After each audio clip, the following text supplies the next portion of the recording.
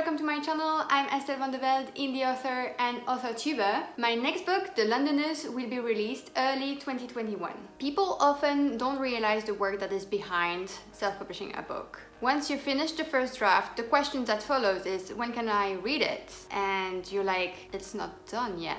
Recently, a friend of mine genuinely asked me, how do you self-publish a book? And my answer was, how much time do you have? As I'm super organized, I made a list of 19 things you need to do before your book hits the shelves. This video is the first part of a series of 3. I'm covering all the things that you have to do from finishing your manuscript to publishing it. Are you ready? Number 1, choose a release date. It's always good as a writer to have a deadline, so pick your release date and try to stick to it. Once you've said to your readers, okay, my book is going to get released on a certain day, then it's making you accountable and you always do your best to hit the deadline.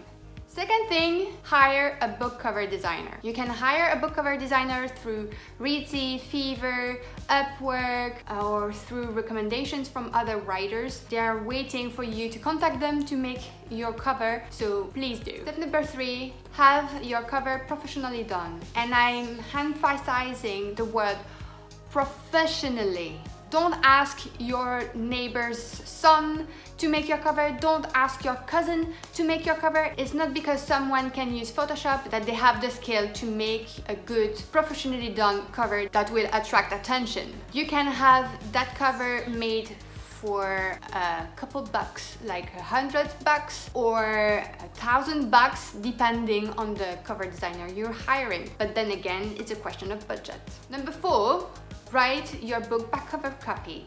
As important as the book cover, the back cover copy is really important because it's the second thing that readers are attracted to. So they will read the back cover and judge if the book is for them or not. Adam Croft has an excellent course on how to write a killer blurb. It's at $29 on his website, so I'm gonna put a link down below so you can have a look. Number 5 is write your author bio if you haven't done it yet. Make sure it's funny, it's engaging, and people connect with you. And don't forget to put your social media links and website.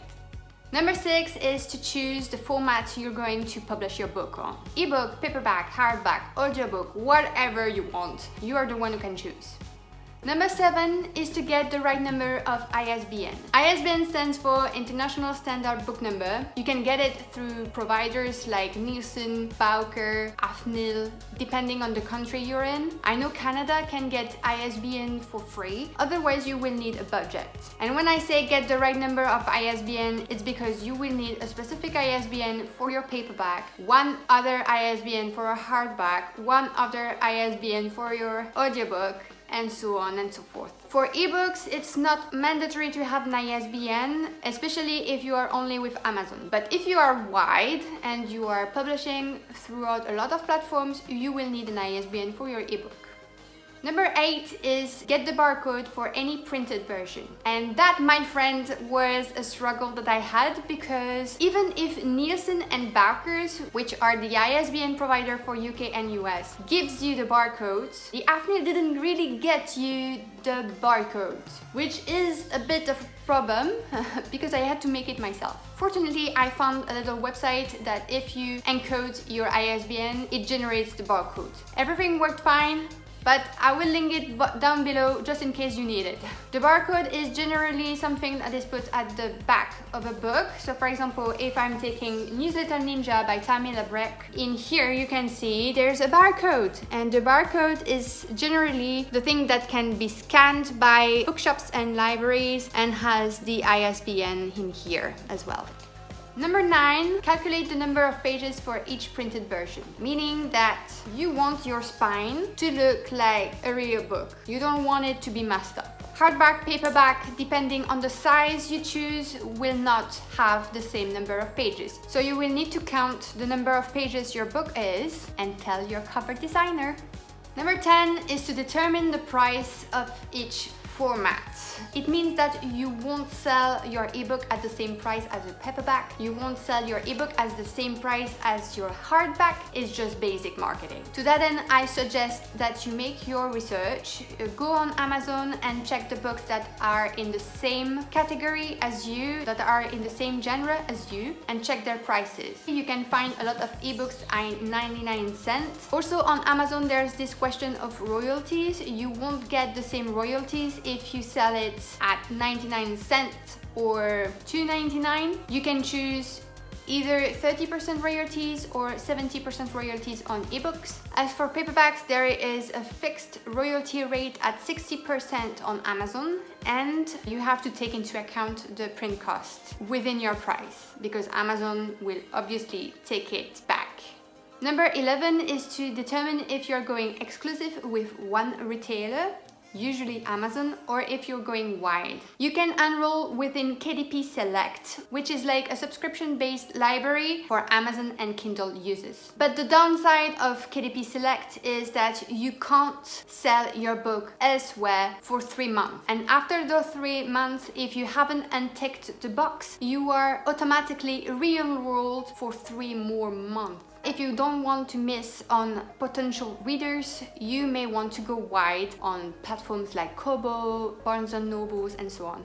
Number 12 is to choose your on-demand platform, whether it's Kindle Direct Publishing, Ingram Sparks, Barnes & Nobles, Lulu, whatever. You have to choose which platform you're going with for your printed version. Personally, I've heard good things about the quality of the books printed via Ingram Sparks, but indie authors find it very difficult to set up their account and other stuff. I'm gonna put a link down below to Mandy's video about our experience with Ingram Sparks. On Kindle Direct Publishing side, I think that their books are very good quality. It's just that sometimes they're kind of heavy in hands. So it's up to you to choose your provider for print on demand.